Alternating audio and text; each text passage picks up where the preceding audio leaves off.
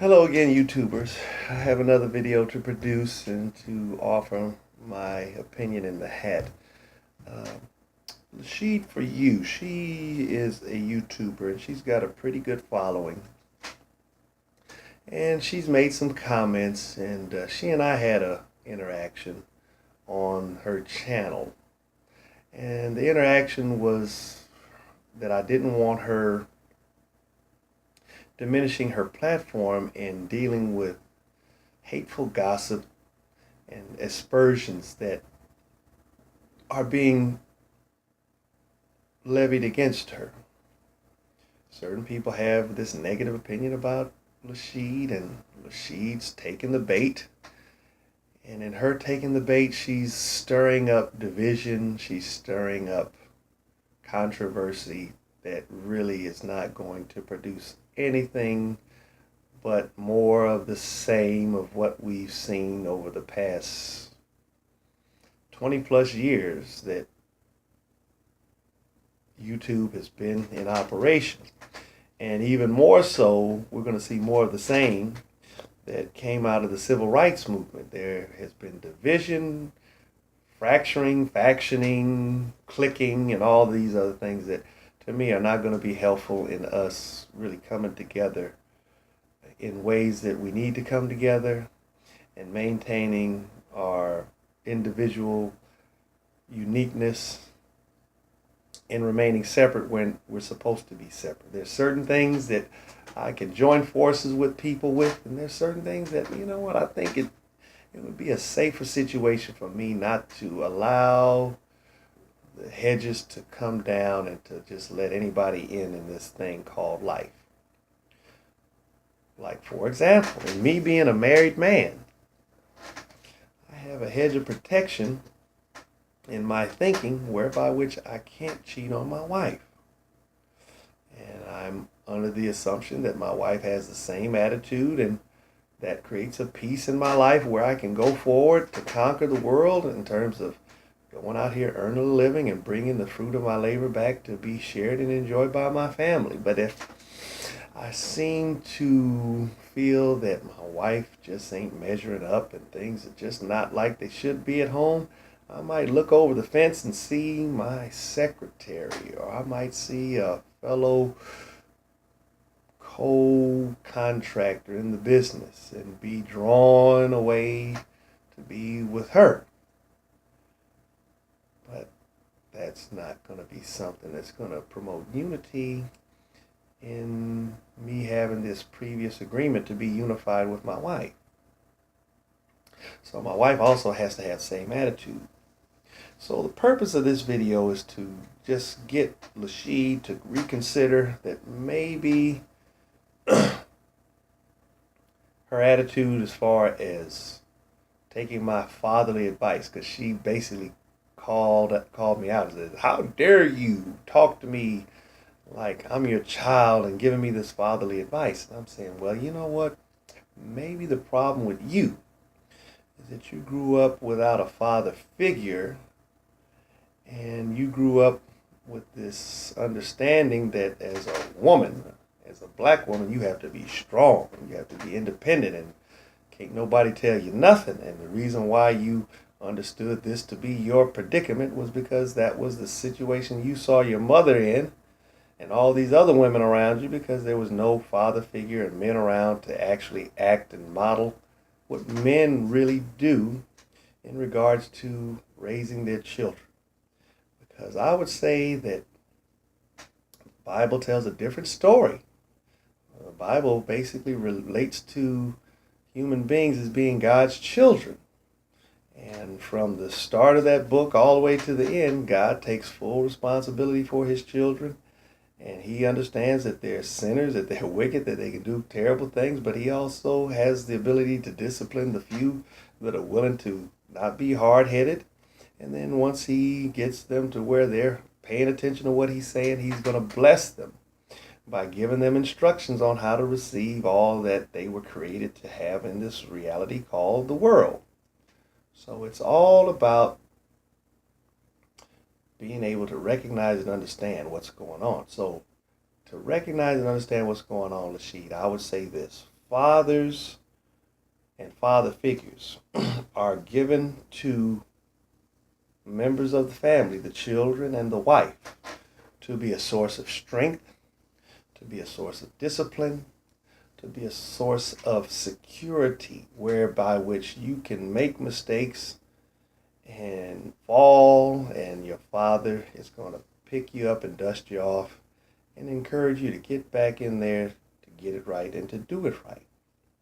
But if you get to a point in your life where when people come at you as a father figure, trying to give you advice that's sound and reasonable, you can't take it because you really don't think that in heeding anything anybody else says that they're not going to be there to help you get yourself up off your feet or get yourself up off the ground, and back on your feet to where you can actually go forward and do that which God has created you to do.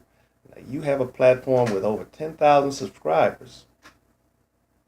And these subscribers, I would say the majority of them, will follow your lead because they're paying attention to not just what you produce in that video, but how you carry on interacting with people in your comment section. And I would just say that a hard head will make a soft behind. And I respected you enough to call you out and say, hey, you're being a little hard-headed. But I'm going to respect you that, I know you make videos and you make them as a result of what you feel you need to put out on your channel. And that's your right to do so. And I encourage you to continue to do that. But I encourage you to be wise and not to be so one mind that you can't consider the possibility that the way you see and understand things is the way that a woman in your position or a woman in general should have. And I'm going to give you one more clear example of this, is that I do a lot of debating with people in public. And the guy that I really hate to debate with the most is the free thinker. Now, before you judge what I'm saying, he hates free thinkers because free thinkers, they just, no, it's not that they have such an ability to win the argument. Being a free thinker means you can think whatever you want to think. But I can't really bite into a free thinker because a free thinker can maybe think he can drive 100 miles an hour on the road, and when he gets pulled over, how dare you? Well, the thing is, reality is going to wake him back up when he gets that ticket or when the cops arrest him for violating the traffic laws because he applied for a driver's license and he agreed to abide by the rules of the vehicle code. And when he got caught violating it, now he is open to think that, he's going to get out of the penalty, but the reality is he won't. So that shows and demonstrates a lack of discipline. So to be a free thinker versus a disciplined thinker, those are the two camps that I'm going to place one against the other. Because I'm in the camp of disciplined thinking as opposed to free thinking. None of us are allowed to think the way we want to think or think freely with no discipline, because this world operates on rules, and some rules are rigid and can't be broken. Some rules can be bent, and those are not what I would call laws. I say laws are unbreakable rules. Like, for example, the law that states a human being will have to breathe and his heart will have to pump blood as long as he lives. And when those two activities stop, he is considered to be a dead man. Now, you can think all you want about what I'm saying is being true or false, but I guarantee you, if you go to a morgue, and in these drawers in the morgue are all these dead bodies, you won't find one of those dead bodies with a beating heart or taking respirations. So the free thinker goes, they're not dead.